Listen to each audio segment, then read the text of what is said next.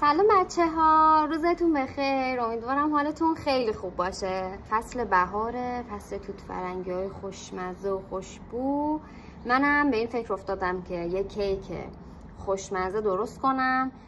شما میتونین این کیک و این دستوری که براتون گذاشتم و با توت فرنگی، هلو، شلیل، زردآلو، بقیه میوه‌های تابستونی امتحان کنید، خیلی خوشمزه میشه. این کیک یه کرم پنیری هم داره که شما طبق سلیقه خودتون میتونین بزنید روش و امتحان کنید، خیلی خوب میشه. مثل همه کیک ها اول از همه با زدن تخم مرغ و شکر و وانیل شروع میکنیم.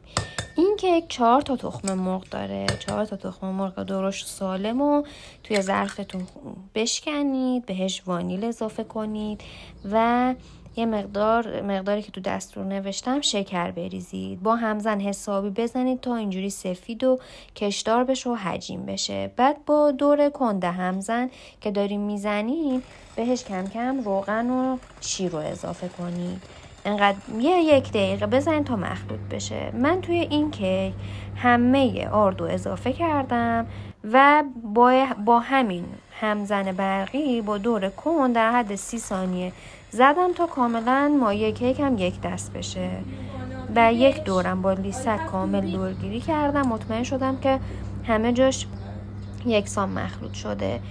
این مقدار موادی که تو دیسکریپشن براتون می‌نویسم اندازه یه قالب 25 سانت کیک میده که من یه مقداریش رو توی قالب پای سیب ریختم، بقیه‌شو همه رو توی قالب درسته. اینم که داریم میبینین مواد کرم پنیریه که پنیر ماسکارپونه، پودر قند، نشاسته ذرت، تخم مرغ و وانیله. اینو بزنید تا یک دست بشه، تو قیف بریزید و خیلی راحت روی مایه کیکتون پایپ کنید.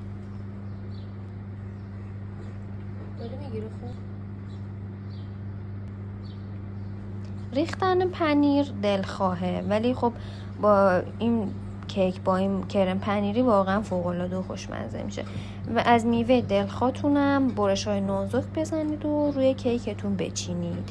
پیشنهاد میکنم که حتما پرک بادوم هم روش بریزین که فوق‌العاده میشه. اگر بادوم درختی نداشتین پرکشو میتونین خلال بادوم بریزین، بادوم زمینی خورد کنین بکوبین بریزین، یا مثلا فندق بریزین، اونام خیلی خوب میشه.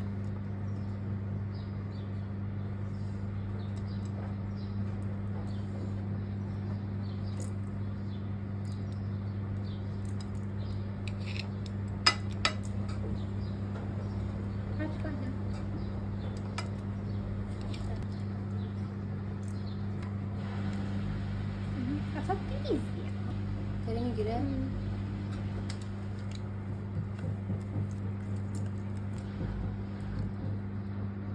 باقی مونده مواد کیک هم توی قالب بزرگ ریختم و تو فر از قبل گرم شده با دمای 160 فر برقی و 180 فر گازی میپزم به مدت 30 تا 35 دقیقه. بریم با هم دیگه تستش کنیم.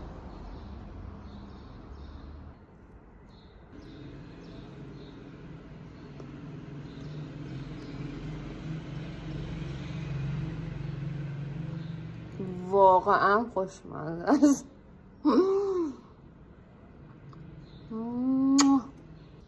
خیلی خوشمزه است، حتما امتحان کنیم، لذت ببریم. به نظر من این با هلو و شلیل خیلی خوشمزه میشه، واقعا کیک خوشمزه میشه و پیشنهاد میدم بهتون حتما پرک بادوم هم بریزین.